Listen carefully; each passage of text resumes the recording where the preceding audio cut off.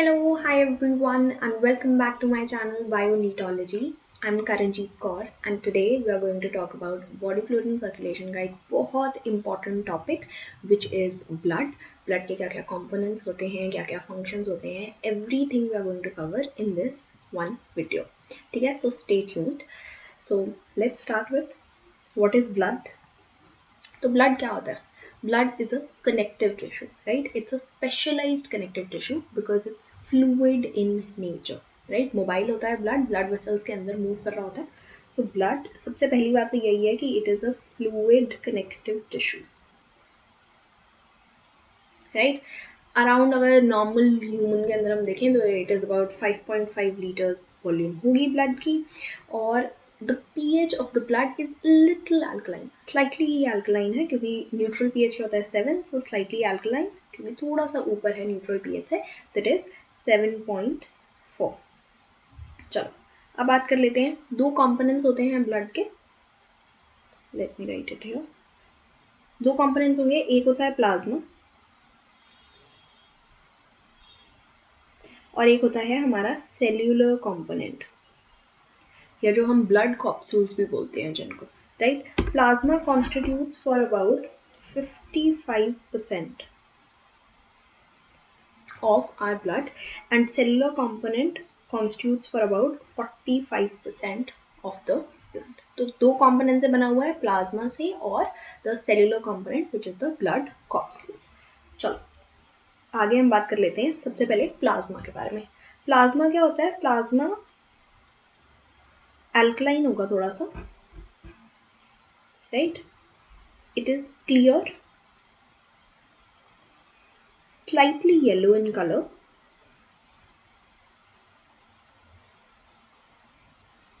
Clear है, I mean transparent,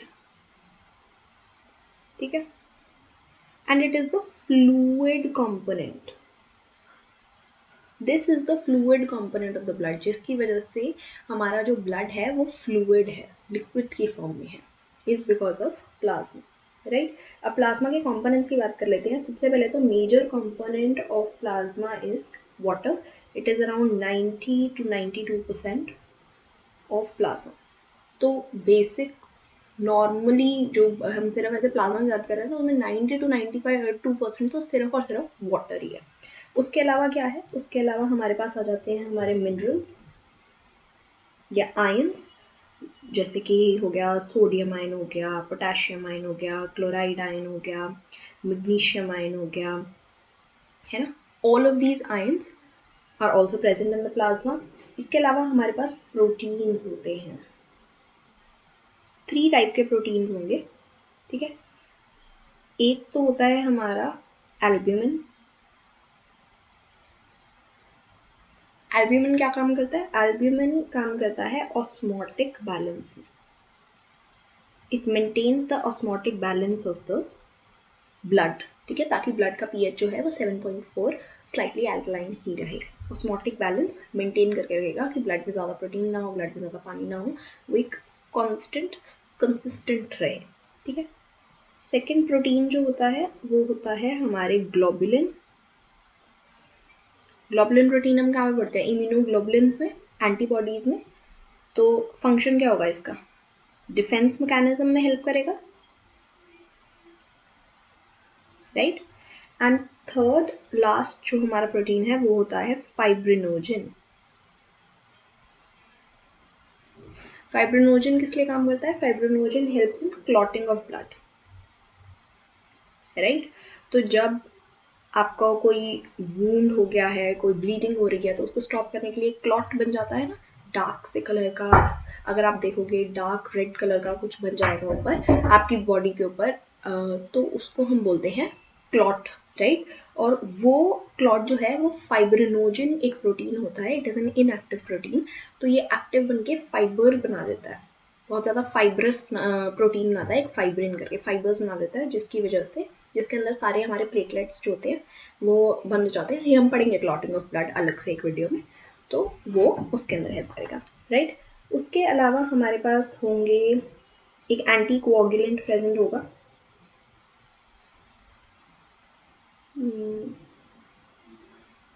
right? Anticoagulant किस लिए चाहिए हमें, ताकि हमारी ब्लड वेसल्स में ही ब्लड क्लॉट होना ना शुरू हो जाए, क्योंकि सारे जो हमारे फैक्टर्स होंगे क्लॉटिंग ऑफ ब्लड के लिए या जो भी हमें चाहिए, जो सेलुलर कंपोनेंट चाहिए, जो फैक्टर्स चाहिए, सब कुछ ब्लड में प्रेजेंट है। तो हमारा ब्लड ही क्लॉट करना ना शुरू हो जाए वेसल्स में, इसलिए हमारे पास एक एंटीकोएगुलेंट भी प्रेजेंट होता है जिसका नाम है हेपरिन, राइट। इस एंटीकोगुलेंट के अलावा और क्या होगा हमारे पास, जो भी एक्सक्रीटरी सब्सटेंसेस हैं, क्योंकि ब्लड का काम क्या है, एक जगह से दूसरी जगह चीज़ें लेके जाना, तो सारे एक्सक्रीटरी सब्सटेंसेस हो गए, यूरिया हो गया, अमोनिया हो गया, ये सब कुछ। उसके अलावा हमारे हॉर्मोन्स हो गए, है ना, हमारी डिजॉल्व्ड गैसेस हो गई, हमारे न्यूट्रिएंट्स हो गए, ये सब जो हैं सब के सब प्लाज्मा में प्रेजेंट होते हैं। डिजॉल्व गैसेस हमारी ऑक्सीजन, कार्बन डाइऑक्साइड, न्यूट्रिएंट्स में हमारे ग्लूकोज हो जाएगा, है ना। तो ये सब मूव करेगा। हार्मोन्स में हमारे जितने भी हार्मोन्स हैं, जैसे हमारे पिट्यूटरी का हार्मोन्स है, वो पूरी बॉडी को चाहिए होते हैं, राइट, पूरी बॉडी पे काम कर रहे हैं, तो सारे हार्मोन्स जो है वो होंगे, एक्सक्रीटरी सब्सटेंस होंगे। तो all of this eventually makes for the plasma. और कितने परसेंट है ये ब्लड का, 55%। ठीक है, ईजी है, बहुत ईजी है, एक ही टेबल में एक ही स्लाइड में बहुत ईजी है प्लाज्मा समझना। चलो next cellular component of the blood पे पहुंच जाते हैं। What are the cellular components of the blood? Blood corpuscles. 3 तरीके के ब्लड कॉप्सूल्स प्रेजेंट होते हैं। RBC which is the red blood कॉप्सूल,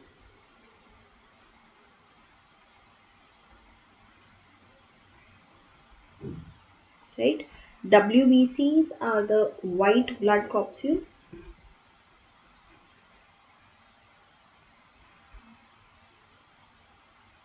और इसके अलावा हमारे पास एक और ब्लड सेल प्रेजेंट है विच इज प्लेटलेट्स। प्लेटलेट्स जो होते हैं वो सेल फ्रेगमेंट्स होते हैं, राइट।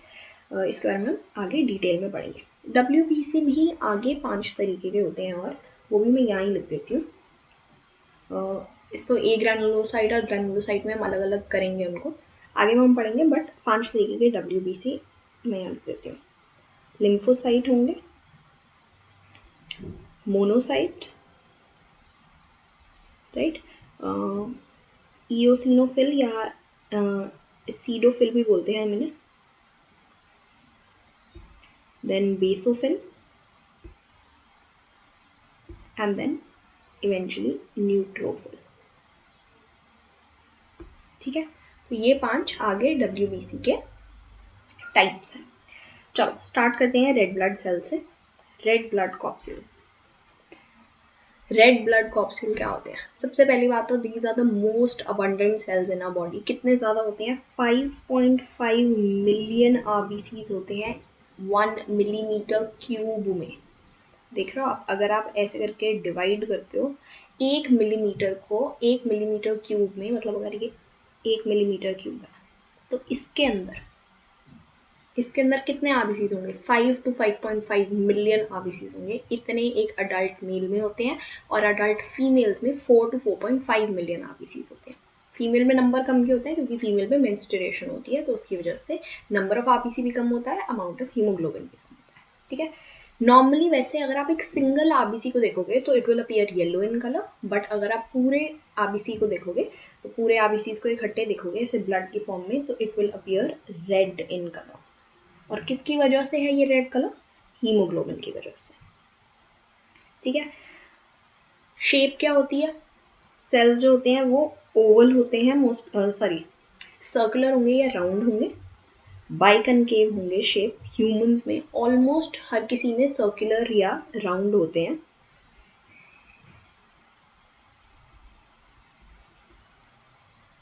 ये आपको ऐसे राउंड दिख रहे हैं यहाँ पे टॉप व्यू में, राइट। तो नॉर्मली ऐसे ही होते हैं, but there is an exception. Camels and llama में this is oval in shape. ठीक है, ये एक्सेप्शन है। उसके अलावा इनके अंदर ना न्यूक्लियस होता है, ना इनके अंदर कोई और सेल ऑर्गेनल होता है। क्यों? क्योंकि ये भरे पड़े होते हैं हीमोग्लोबिन की तरफ से। ठीक है, क्योंकि हीमोग्लोबिन इवेंचुअली हेल्प करेगा हमें ट्रांसपोर्ट ऑफ गैसेस में। अब हमें ऑक्सीजन ट्रांसपोर्ट करनी है, तो जितना ज़्यादा हमारा हीमोग्लोबिन होगा उतना ज़्यादा हम ऑक्सीजन या कार्बन डाइऑक्साइड ट्रांसपोर्ट कर पाएंगे एक जगह से दूसरी जगह। तो इसलिए क्या होता है कि it is filled with haemoglobin, तो it has no nucleus, it has no cell organelles, और क्यों बाइकनकेव शेप भी इसलिए होती है ताकि सरफेस एरिया बढ़ जाए हमारी ऑक्सीजन या कार्बन डाइऑक्साइड के ट्रांसपोर्ट के लिए। ठीक है, तो बहुत ही मतलब काम ही आबीसी ने अपनी पूरी ज़िंदगी सिर्फ इसमें लगा दी है कि बस मैं ट्रांसपोर्ट कर पाऊँ आराम से गैसेस का। उसके लिए मैं ना खुद अपने पास कोई ऑर्गेनल रखूँगा, ना न्यूक्लियस रखूँगा। इवन इनके अंदर जो रेस्पिरेशन होती है एनारोबिक रेस्पिरेशन होती है, एरोबिक रेस्पिरेशन नहीं होती है इनमें। तो ग्लाइकोलाइसिस होगी और एनारोबिक रेस्पिरेशन होगी। ओके, तो लेट्स मूव टू नेक्स्ट। हाँ, एक ये भी देख लेते हैं कि डायामीटर आरबीसी का होगा अराउंड 7 to 8 माइक्रोमीटर, और अगर हम थिकनेस की बात करेंगे तो that is around 1 to 2 micrometres होती है। ठीक है, next let's talk about haemoglobin. Haemoglobin, क्योंकि अगर हम इतना इंपॉर्टेंट पार्ट है हीमोग्लोबिन आरबीसी का, तो हमें बात तो करनी चाहिए ज़रूर, है ना। तो it's a conjugated protein. Conjugated protein का क्या मतलब है कि दो चीज़ों से बना हुआ है ये। एक तो प्रोटीन पार्ट है इसके अंदर और एक नॉन प्रोटीन पार्ट है। प्रोटीन पार्ट किससे बना हुआ है? The globin chain. 4 चेन्स होती हैं इसके अंदर, 2 अल्फा और 2 बीटा चेन्स। ठीक है, और नॉन प्रोटीन पार्ट क्या है? नॉन प्रोटीन पार्ट हमारा हीम ग्रुप है जिसके अंदर आयरन होगा, कंटेन्स आयरन। तो आयरन कंटेनिंग पोरफायरिन कॉम्प्लेक्स होगा। ये मैं अगले उसमें दिखा देती हूँ। ऐसे करके हीमोग्लोबिन का एक स्ट्रक्चर होता है। ये देखो, ये 4, ये जो है ये हीम है, हीम ग्रुप है। ठीक है, तो 4 हीम ग्रुप है, अलग अलग ग्लोबिन चेन के साथ अटैच्ड है, और ये पूरा मिलके हमारा बना रहा है हीमोग्लोबिन।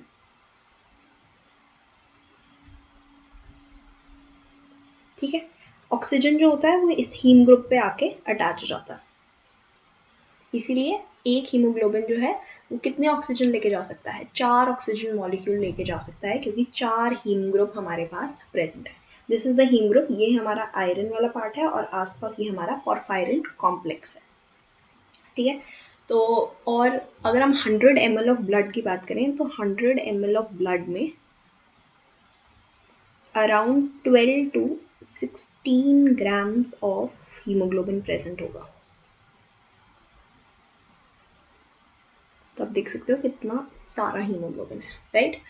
इसके बारे में इसके अलावा एक और चीज़ विच इज़ इम्पॉर्टेंट, कि अगर किसी के अंदर हीमोग्लोबिन कम हो जाता है किसी भी रीज़न से, हैमरेज की वजह से कम हो जाता है, या हीमोग्लोबिन बन नहीं पा रहा है ढंग से, इस वजह से कम हो जाता, मतलब हीमोग्लोबिन की ही कमी है आपके अंदर, तो उसको हम बोलते हैं anaemia. It's a disease and that is called anaemia. Okay, anaemia is loss of haemoglobin.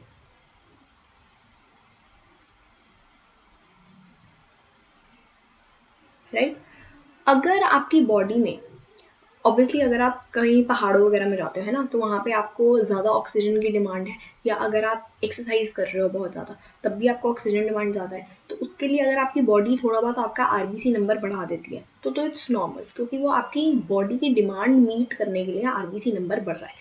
पर अगर एबनॉर्मली आपका आरबीसी नंबर बढ़ रहा है, ठीक है, if there is an abnormal increase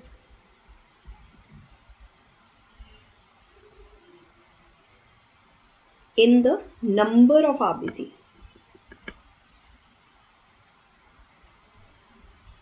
तो उसको, वो एक डिजीज होती है जिसको हम बोलते हैं पॉलीसाइथीमिया। और यही नंबर अगर कम हो जाता है, बहुत कम हो जाता है, एबनॉर्मल डिक्रीज हो जाता है,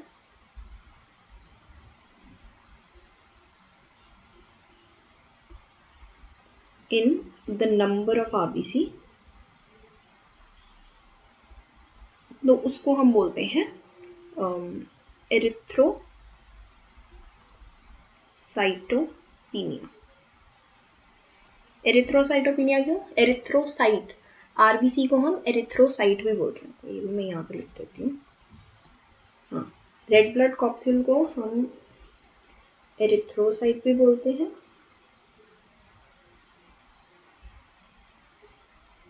और WBC को हम ल्यूकोसाइट भी बोलते हैं, ठीक है।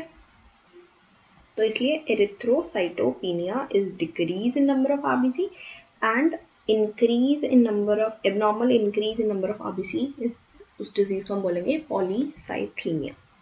चलो next, formation of RBC, life cycle, function, इसकी बात कर लेते हैं। फॉर्मेशन ऑफ आरबीसी की अगर हम बात करें तो इसको हम बोलते हैं erythropoiesis.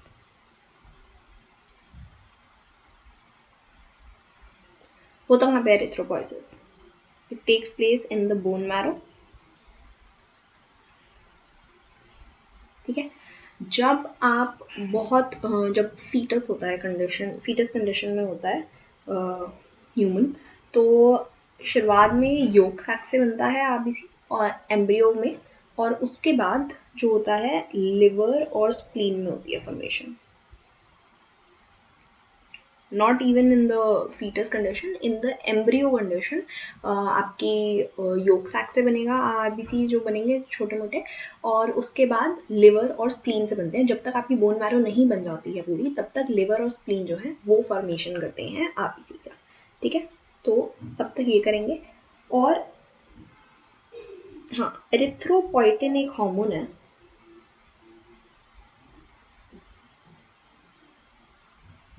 which is secreted by kidneys। ये क्या करते हैं? ये स्टिमुलेट प्रोडक्शन ऑफ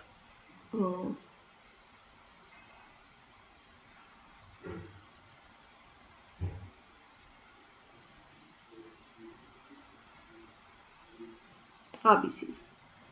तो बेसिकली एरिथ्रोपोइटिन किडनी से सिक्रीट होगा and it will go and work on bone marrow, ताकि दे इंक्रीज और stimulate the production of RBCs. अगर आपके आरबीसीज कम होने लग जाते हैं तो आपकी किडनीज जो है वो एरिथ्रोपोइटिन सिक्रीट करती है, इट्स अ हार्मोन, ताकि आपकी बोन मैरो जो है वो आपका नंबर ऑफ आरबीसी बढ़ा दे, ताकि आपकी बॉडी को कोई भी दिक्कत ना हो। लाइफ साइकिल कितनी होती है? लाइफ साइकिल इज 120 डेज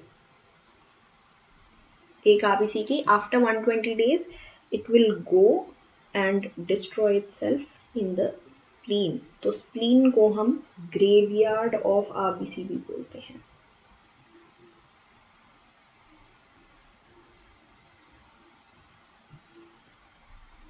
ठीक है।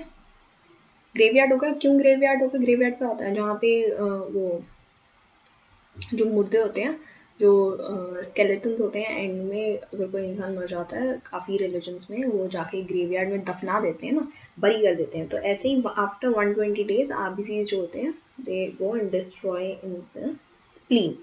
फंक्शन क्या होता है? फंक्शन तो आई गेस सबको ही पता होगा, बहुत ही ईजी फंक्शन है आरबीसी का, तो हम पूरी बात कर चुके हैं हीमोग्लोबिन के उसको लेके। ट्रांसपोर्ट ऑफ डिजॉल्व्ड गैसेस, सबसे मेन फंक्शन तो यही है। Also it maintains pH of the blood, helps in maintaining pH of the blood।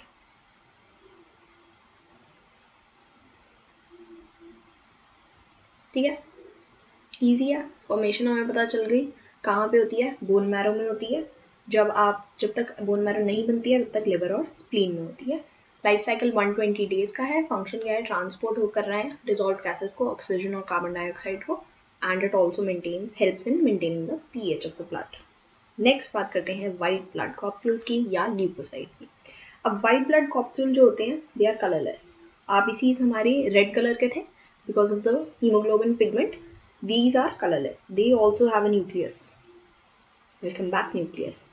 और कितने होते हैं ये? आरबीसीज थे हमारे 5 to 5.5 million in 1 millimeter cube, और these are around 6,000 to 8,000 in 1 millimeter cube। और ये भी बनते कहाँ पे? बोन मैरो में ही बनते हैं अगेन। अच्छा हाँ, ये मैं यहाँ पे लिख देती हूँ ताकि कोई भूल न जाए कि हाँ, this is an adult mail, right. और फीमेल्स में the number is less and this is important. Females में 4 to 4.5 मिलियन होंगे पर मिलीमीटर क्यूब। ऐसे ही जो मैंने ये बोला था कि 12 to 16 gram of haemoglobin 100 ml of blood में मेल्स में होता है. फीमेल्स में द नंबर इज अगेन कम. The haemoglobin content is also कम. वाई? Because of menstruation. चलो, व्हाइट ब्लड कॉप्सूल में हाँ हमने ये बात कर ली थी. ये हमें पता है कि 5 टाइप के होते हैं: lymphocyte, monocyte, eosinophil, basophil and neutrophil. Agranulocyte और ग्रैन्युलोसाइट में डिवाइड करा गया है WBCs को. ए ग्रैन्युलोसाइट वो होते हैं जिन सेल्स के अंदर ग्रैन्यूल्स नहीं प्रेजेंट होंगे साइटोप्लाज्म के अंदर. ग्रैन्युलोसाइट वो होंगे जिनके साइटोप्लाज्म में ग्रैन्यूल्स होंगे.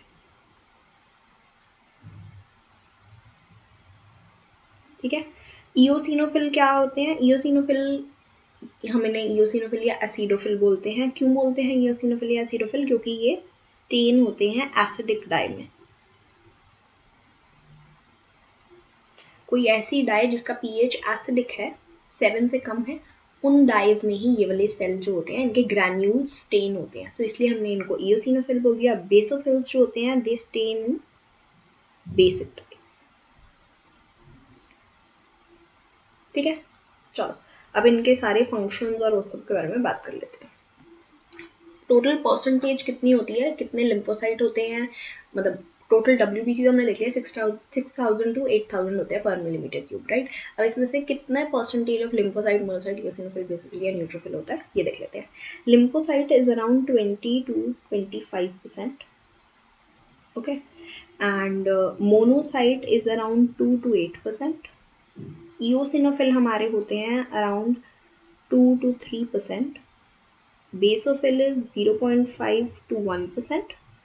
And the maximum amount of WBCs जो आपको देखने को मिलेंगे वो मिलेंगे आपको न्यूट्रोफिल्स which is 60 to 65%. अच्छा हाँ, सबसे मेन फंक्शन ऑफ WBC क्या होता है? मुझे लगता है इससे सबको पता ही होगा. नथिंग टू, मतलब कोई नई बात नहीं है, बचपन से हम पढ़ते हुए आ रहे हैं. It is defence. हमारी बॉडी के डिफेंस मैकेनिज्म में हमें सबसे ज़्यादा हेल्प करता है वाइट ब्लड कॉप्सूल. चलो जी. हाँ, ग्रैन्यूल्स की हम बात कर रहे थे. लिम्फोसाइट में तो होते ही नहीं है क्योंकि ये ए ग्रैन्युलोसाइट होते हैं. मोनोसाइट में भी एब्सेंट होंगे ग्रैन्यूल्स. इयोसिनोफिल में होंगे ग्रैन्यूल्स, कोर्स ग्रैन्यूल्स होंगे. ठीक है. बेसोफिल्स में भी कोर्स होंगे और न्यूट्रोफिल में हमारे पास फाइन ग्रैन्यूल्स होते हैं, मतलब बहुत छोटे छोटे. कोर्स मतलब रफ से ग्रैन्यूल्स हैं, थोड़े बड़े बड़े हैं. फाइन बहुत ही छोटे छोटे, एकदम साफ साफ दिखते दिखते बहुत ही स्मूथ से ग्रैन्यूल्स होंगे. लाइफ स्पैन की अगर हम बात करें तो लिम्फोसाइट की बात करी थी ना. हाँ, लिम्फोसाइट का लाइफ स्पैन होगा अराउंड फ्यू डेज. लिम्फोसाइट में हमारे पास दो तरीके के लिम्फोसाइट होते हैं. एक तो बी लिम्फोसाइट होते हैं और टी लिम्फोसाइट होते हैं. बी लिम्फोसाइट्स होते हैं जो आगे जाके एंटीबॉडीज बनाएंगे. टी लिम्फोसाइट्स खुद ही फैगोसिटिक होते हैं नॉर्मली नेचर में, या वो एंटीजन प्रेजेंटेशन में होते हैं. ठीक है. फ्यू डेज से ईयर्स भी हो सकता है. ठीक है. मोनोसाइट जो है वो ब्लड में अगर हम बात करते हैं तो ब्लड में they are only active for around 10 to 12 hours. ठीक है. लेकिन अगर हम टिश्यू में बात करें तो टिश्यूज में they can stay in tissues for years, for months and years. months लिख देते हैं, months for years.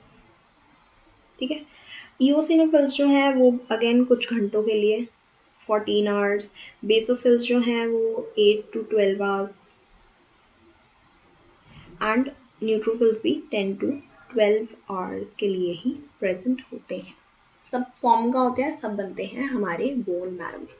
फंक्शंस की बात कर ले. लिम्फोसाइट अगेन मैंने बता ही दिया था, एंटीबॉडीज प्रोड्यूस करते हैं, साइटोटॉक्सिक होते हैं. तो डिफेंस का सीधा सीधा या तो एंटीबॉडी प्रोडक्शन भी हम लिख सकते हैं, एंटीबॉडीज भी प्रोड्यूस होंगी और फैगोसिटिक भी होंगे. कुछ सेल्स फैगोसिटिक भी होते हैं जो कि होते हैं टी किलर सेल्स जिनको हम बोलते हैं. दे आर फैगोसिटिक सेल्स या टी साइटोटॉक्सिक सेल्स. उसके बाद मोनोसाइट जो होते हैं वो हमारी फैगोसिटिक होते हैं नेचर में. फैगोसिटिक का क्या मतलब है कि ये खुद जाएगा सेल, जाके अगर कोई भी फॉरेन पार्टिकल है उसको जाके एनगल्फ कर लेगा और उसको ख़त्म कर देगा, या अगर कोई बैक्टीरिया है कुछ भी है उसको जाके एंगल्फ कर लेगा और उसको ख़त्म कर देगा। इओसिनोफिल्स जो होते हैं they are helpful in anti allergen, anti allergic होते हैं। तो अगर कोई भी आपको एलर्जी हो रही है, जैसे कि आपको इन्फ्लेमेशन हो गई है आपकी ब्रोंक्यूल्स में, किसी भी चीज़ से आपको एलर्जी हो रही है, तो आपके इओसिनोफिल्स वहाँ पे प्रेजेंट होंगे। इवन अगर आपको पैरासिटिक, एंटी पैरासिटिक भी होते हैं ये, तो अगर आपको कोई पैरासिटिक इन्फेक्शन भी हुआ है, राइट, तब भी इओसिनोफिल्स जाके उस पैरासाइट से लड़ेंगे। बेसोफिल्स जो होते हैं दे कॉज इन्फ्लेमेशन, इन्फ्लेमेटरी होंगे। दे सिक्रीट, 3 चीज़ें सिक्रीट करते हैं, क्या? एक तो हेपरिन, हिस्टामिन एंड सेरोटोनिन। ठीक है, तो जैसे ही आपकी बॉडी में अगर कुछ इन्फ्लेमेटरी रिएक्शन हो रहा है, तो वो इन्फ्लेमेटरी रिएक्शन हो किसकी वजह से रहा है? बेसोफिल की वजह से हो सकता है वो इन्फ्लेमेटरी रिएक्शन। जैसे कि हिस्टामिन जो है that will cause the allergy, allergy के सिम्टम्स बेसिकली, कि अगर आपको लेट्स से कोई है जिसको पीनट से एलर्जी है, ठीक है, और तो जैसे ही अगर वो पीनट खा लेता है तो हिस्टामिन्स रिलीज हो जाएंगे, जिसकी वजह से क्या होगा, आपकी जो ब्रोंक्यूल है या ब्रोंकाई है उसको वो क्या कर देता है, कंस्ट्रक्ट करने शुरू हो जाता है, राइट। तो उसकी कंस्ट्रक्शन की वजह से हवा अंदर नहीं जा पाएगी लंग्स में और बंदा सांस नहीं ले पाता, राइट। तो एलर्जी कॉज कौन कर रहा है? बेसोफिल। और एलर्जी का हटाने की कोशिश कौन कर रहा है? हमारा इओसिनोफिल, ठीक है। न्यूट्रोफिल आर अगेन फैगोसिटिक,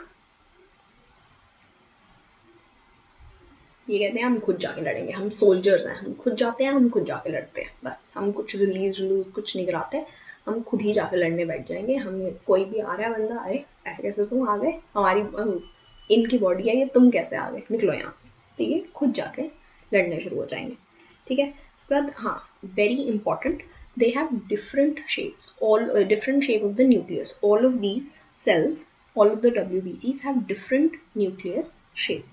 तो लिम्फोसाइट की शेप आप देख सकते हो, इट इज राउंड। मोनोसाइट की शेप इज न्यूक्लियस की बीन शेप्ड, या मैं लिख देती हूँ शेप ऑफ द न्यूक्लियस,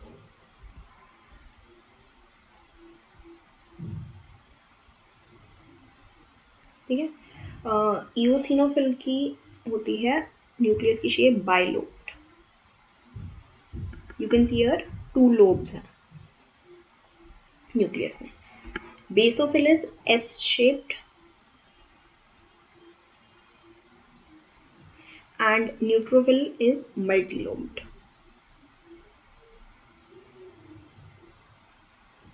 ठीक है। सारे हमने डिफरेंट टाइप्स ऑफ WBC इसमें कवर कर लिए, lymphocyte, monocyte, eosinophil, basophil, neutrophil. सबसे ज़्यादा नंबर में कौन सा है? न्यूट्रोफिल। सबसे कम नंबर में कौन सा है? बस बेसोफिल, ठीक है। ये दोनों क्या है? ए ग्रैन्युलोसाइट है, बाकी 3 क्या है? ग्रैन्युलोसाइट है। ग्रैन्युलोसाइट क्यों है? क्योंकि इनके अंदर ग्रैन्यूल्स प्रेजेंट है। चलो next let's move on to last, हमारा जो ब्लड सेलुलर कंपोनेंट है that is platelet. Platelet are not complete cells, they are cell fragments, से बहुत छोटे छोटे छोटे छोटे फ्रैगमेंट्स होंगे, दिस इज अ प्लेटलेट। तो ऐसे करके बहुत ही छोटे छोटे होते हैं, they are formed from megakaryocyte, it is a big cell. Megakaryocyte एक बहुत बड़ा सेल है, ठीक है, और उसके ऐसे छोटे छोटे, जैसे let's say this is the megakaryocyte, तो इससे ऐसे छोटा छोटा टूट टूट के ये हमारे प्लेटलेट्स बन जाते हैं। They are also again they are non nucleated, इनकी शेप कैसे भी हो सकती है, they can be round, they can be oval, biconvex shape के होते हैं। आबीसीज कैसे थे? बाई कनकेव थे, ये कैसे हैं? बाई कन्वेक्स शेप के। नंबर इनका है अराउंड 1,50,000 to 3,50,000 पर मिलीमीटर क्यूब इन नंबर, और इनका लाइफ स्पैन बहुत छोटा होता है, 1 वीक का ही लाइफ स्पैन है। ऑब्वियसली काफ़ी WBC से ज़्यादा है, पर फिर भी 1 वीक का ही है। एक और चीज़, what is the function of platelets? It is clotting of blood.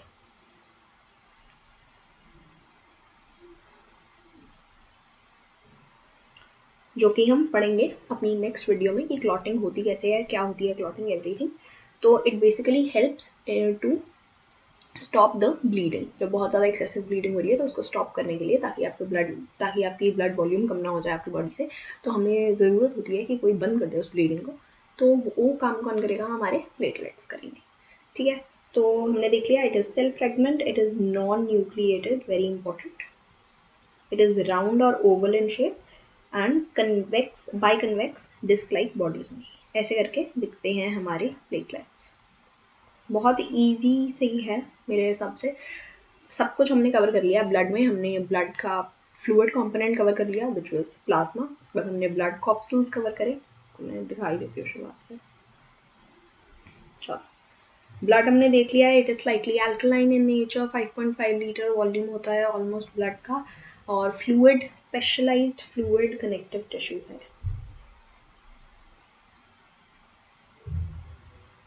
Right, next अगर हम बात करेंगे प्लाज्मा के बारे में, हमने बात करी थी 55% ऑफ द जो ब्लड है हमारा वो प्लाज्मा कॉन्स्टिट्यूट करता है। It is alkaline in nature, it is clear, it is slightly yellow in colour and it is the fluid part of the blood. 55% cover करेगा। ठीक है, और उसके अलावा क्या क्या पार्ट होते हैं प्लाज्मा के? प्लाज्मा में वापस आ जाएगा वाटर, सबसे ज़्यादा वाटर होता है 92%। उसके बाद प्रोटीन्स आ जाएंगे 3 तरीके के, एल्ब्यूमिन, ग्लोबुलिन एंड फाइब्रिनोजन।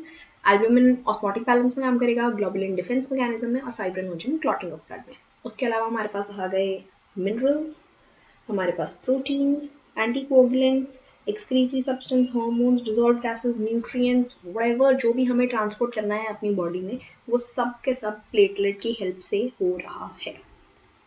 चलो, नेक्स्ट ब्लड कॉप्सूल की जब हम बात कर रहे हैं तो ब्लड कॉप्सूल कितना परसेंट होता है? 45% ऑफ द ब्लड कॉन्स्टिट्यूट करेगा। 3 तरीके के ब्लड सेल्स हैं हमारे अंदर, RBCs, red blood cells, white blood cells, leukocytes, WBCs या प्लेटलेट्स। WBCs आगे अगेन 5 तरीके के हैं, lymphocyte, monocyte, eosinophil, basophil and neutrophil.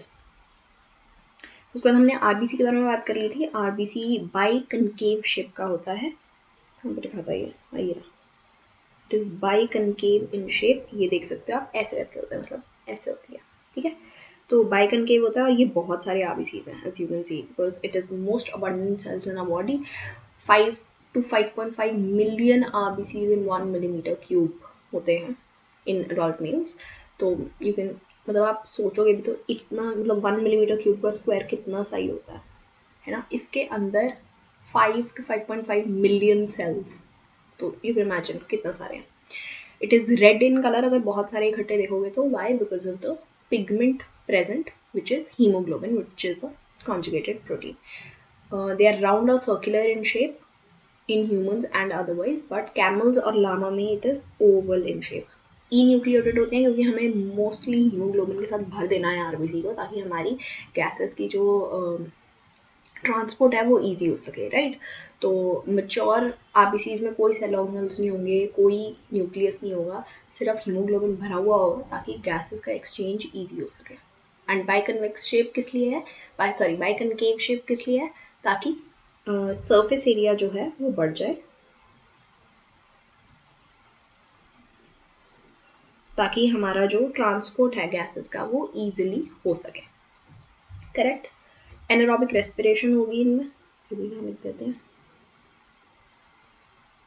क्योंकि ऑर्गेनल्स ही नहीं है ना एरोबिक रेस्पिरेशन करने के लिए। एरोबिक रेस्पिरेशन करने के लिए हमें माइटोकॉन्ड्रिया तो चाहिए होगा ना, तो एनारोबिक रेस्पिरेशन ही होगी। ग्लाइकोलिसिस जो होती है साइटोप्लाज्म में, तो बस उसी से काम चल रहा है इनका। हीमोग्लोबिन हमने बात कर ली थी। Haemoglobin has conjugated protein, it's a conjugated protein, it has a protein part and it has a non-protein part, heme group, protein part, globin chain। heme group जो है वो किस चीज़ से बना हुआ है? heme group हमारा बना हुआ है आयरन से और porphyrin कॉम्प्लेक्स से। ये हमने नेक्स्ट इसमें देखा था।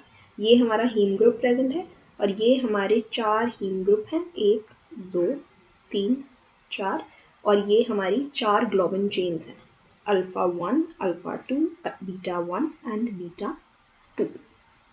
ठीक है, हीम के अंदर हमारे पास ये रहा आयरन, और आयरन के आसपास हमारे पास एक पोरफायरिन कॉम्प्लेक्स है। हीमोग्लोबिन कितना होता है बॉडी में? 100 ml ऑफ ब्लड में around 12 to 16 gram of haemoglobin होगा अडल्ट मेल्स में। अगर कम होने लग जाता है हीमोग्लोबिन, कम होता है हीमोग्लोबिन, तो उसको हम, उस कंडीशन को हम बोलते हैं एनीमिया। अगर बहुत एबनॉर्मली नंबर ऑफ आरबीसी बढ़ जाता है तो उस कंडीशन को हम बोलते हैं पॉलीसाइथीमिया। और अगर यही आरबीसी का नंबर कम हो जाता है एबनॉर्मली तो हम उसको बोलते हैं एरिथ्रोसाइटोपीनिया। आगे बात करी थी हमने कि आरबीसी फॉर्म कहाँ होते हैं, बोलते क्या है पहली बात तो, एरिथ्रोपोइसिस बोलते हैं। फॉर्म कहाँ होते हैं? बोन मैरो में, अडल्ट्स में बोन मैरो में फॉर्म होते हैं। लेकिन जब बोन मैरो नहीं बनी होती है जब तक, तब लिवर और स्प्लीन में फॉर्म होते हैं।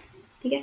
एरिथ्रोपोइटिन एक हार्मोन होता है secreted by kidneys which will help in the production of RBCs. It will go and stimulate bone marrow कि भैया और आरबीसी बनाओ, कम पड़ रहे हैं। लाइफ साइकिल कितनी है आरबीसी की? 120 डेज है।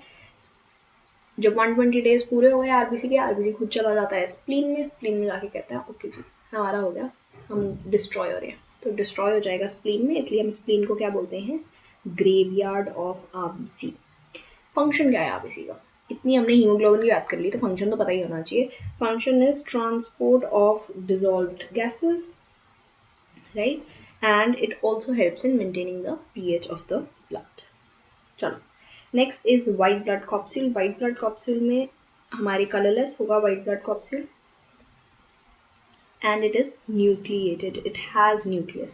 It is the only cellular component of the blood which has nucleus. ना हमारे प्लेटलेट में न्यूक्लियस था, ना हमारी आरबीसी में न्यूक्लियस है, सिर्फ वाइट ब्लड सेल में न्यूक्लियस होता है, और वो भी पांचों वाइट ब्लड सेल में अलग अलग तरीके के न्यूक्लियस होते हैं, राइट। सबसे कम नंबर में आपको डब्ल्यूबीसी मिलेगा। सबसे कम नंबर में डब्ल्यूबीसी मिलेंगे आपको 6000 to 8000 पर मिलीमीटर क्यूब ऑफ ब्लड। और बनते कहाँ है? बोन मैरो में। काम क्या है? डिफेंस, बॉडी को बचाने का काम है। Soldiers of the body, soldiers हैं हमारी बॉडी के, हमें हर बीमारी से बचाते हैं, कोशिश पूरी करते हैं। ठीक है। डब्ल्यूबीसी दो टाइप के हो गए, एक तो हमारे ए ग्रैन्युलोसाइट, एक ग्रैन्युलोसाइट। ग्रैन्युलोसाइट में क्या है? साइटोप्लाज्म के अंदर ग्रैन्यूल्स है। चलो तो ये तो नेक्स्ट वाले उसमें देख लेते हैं हम। हाँ, 5 तरीके के डब्ल्यूबीसीज हैं, lymphocyte, monocyte, eosinophil, basophil and neutrophil. सबसे ज़्यादा कौन से होते हैं? न्यूट्रोफिल। सबसे कम कौन से होते हैं? बेसोफिल। ठीक है। उसके बाद ग्रैन्यूल्स इन तीनों में ही प्रेजेंट है। इओसिनोफिल को इओसिनोफिल के बोलते हैं क्योंकि एसिडिक डाइट से स्टेन होगा। बेसोफिल को बेसोफिल के बोलते हैं क्योंकि बेसिक डाइट से स्टेन होगा। फंक्शंस बहुत ज़्यादा इंपॉर्टेंट है इन सबके, वो याद कर लेना। टोटल ल्यूकोसाइट कितने, ल्यूकोसाइट परसेंटेज कितनी है वो भी पता होनी चाहिए। लाइफ स्पैन इज स्टिल की फ्यू आवर्स ही है नॉर्मली सबका, है ना। और ये तो तुम्हें बताइए कि किस किस में ग्रैन्यूल्स प्रेजेंट होते हैं। Shape of the nucleus, very very important. Shape of the nucleus, क्या शेप है इनके न्यूक्लियस की? ठीक है, राउंड भी हो सकते हैं, लिम्फोसाइट राउंड होते हैं न्यूक्लियस का शेप। मोनोसाइट में न्यूक्लियस का शेप है bean shape, kidney bean shaped. ठीक है।